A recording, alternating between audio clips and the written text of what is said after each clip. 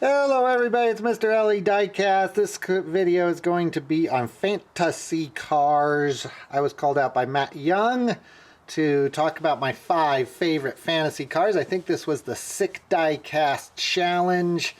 SIC Diecast asked some YouTubers to make a video about their 5 favorite fantasy cars. And Matt Young called me out after he did his, so this is my version. The cars you're looking at are not my 5 favorites. Those are numbers 10 through 6. So those did not make the cut, but they were in the running, and I figured we'll show these off one by one once we get to number 5. But starting from number 10, the power panel. I do a lot of customs with this one. I really like it. And I think it's based off of the Raptor truck. So it's sort of a fantasy car. With fantasy cars, it's always a sort of thing. The twin mill that was in good shape. The twin mill, which Hot Wheels actually made a real car version of that, so I don't know if that counts as a fancy car, but we were counting it as. Trans-Metropolitan, this one based off the Metropolitan car, which is about half that size, but we'll call that one a fantasy car. The Fantastique, again, I think this is based off of a concept car, original model, but we'll call it a fantasy car. And Shark Cruiser. And I don't think anybody's ever made a real Shark Cruiser, but those did not make the cut. So what I'm going to do is clear these out of here, and we'll get to number 5. So number 5 for me is the Turbulence. A take on turbulence, but Turbolence as the name. There it is. And this one, I've just really liked this one because of the graphics that always seem to come on it. It has really gotten some of the best graphics that I think Hot Wheels has ever made have shown up on this particular casting. Not all these are in great shape, but you can see some really nice graphics on these. I think it's just because it's such a giant flat face that the designers really go crazy with it. Good little track car. Not great on the loops so much. It does have that lifted back end, so it does go through loops okay, but a fun track car on the straights because it's so wide. One thing with track cars with these fancy cars is if they wobble around on the track, they don't go too fast, but if they kind of are hugging the track a little bit, they go a little bit faster.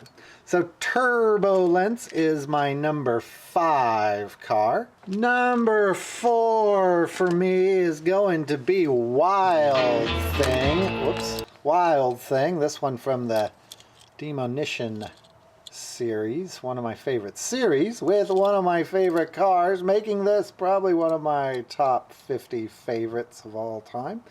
Wild Thing usually comes with this opening hood, which I'm not going to open up because it's obviously a hard one to open with that bent hinge piece there. But it does have a big turbo engine in there that you can see. And I don't think this one's going to open up any better. It never opens up very well. No, it never does. It's a bad design on that hood. But this one, not a lot of castings have shown up on this particular one. And I don't know exactly if it's based off of anything or not, other than kind of a Buck Rogers, very streamlined kind of old car look that it's got going. It's got the little wheels on it, not real good on the track. But Wild Thing makes my number 4 pick. My number 3 pick is going to be the Mystery Machine. This one you probably already guessed would be in there. You'd think with all the Mystery Machines we do have, I could have found one with the wheel variations on it, but no. I couldn't even find the ones with the rubber wheels or anything. I don't know where they're at. They're around here somewhere. But what Mystery Machine, and we love Scooby-Doo. It's one of our favorite series. Me and Andrew have watched, honestly, every single episode, every single movie, every single direct-to-video, every single live movie of Scooby-Doo, and we just love Scooby-Doo. So Mystery Machine was kind of an obvious one to it. I haven't done a lot of customs with this one. I haven't really figured out a lot to do with it, but I do have some ideas that I want to get done this year, and so you guys might be seeing some new Mystery Machine customs coming your way in a while. Number 2 on my list, we're getting down to the finalists, is the Diora. And really, in all its versions, this is the tuned version of the Diora 1. That is the Diora 1 there with the flatter angles. And this is the Diora 2. I picked Diora 2 as my number 2 favorite. But I do like all of them. I think the surfboards in the back do it. Now, they don't always have surfboards. So if you do find one loose and it doesn't have its surfboards, it doesn't mean they're missing. Sometimes they had surfboards, sometimes they didn't. Of course, customizers love those little surfboards. And so some of them with the surfboards that are a little bit more fancy, they tend to be hard to find with their surfboards, because those darn customizers just chop them all up. But I do like this car. I think it looks really futuristic, and this is kind of what Hot Wheels is to me. Are these kind of crazy futuristic cars that are sort of kind of based on a real car, but nowhere close. So Diora 2 gets my second spot. And my number 1 pick for my favorite fantasy car, at least for this week, is the Evil Twin. We have a lot of them. We've been collecting Evil Twin since the very beginning, and we tend to pick it up every single time we see it. So we've ended up with most of them. This isn't most of them, but some of these have been kind of hard to find. There was a Spider-Man series for the Evil Twin that was like a chase piece that's pretty hard to find. We have that one just on the card. But really like it, based off of sort of kind of a real car again. And might be based off the same car as the Wild Thing. Now that I look at it, never thought of it before. But obviously, those 2 twin engines in the front, not particularly functional. Probably would rip the whole front end off that car if you started that car up.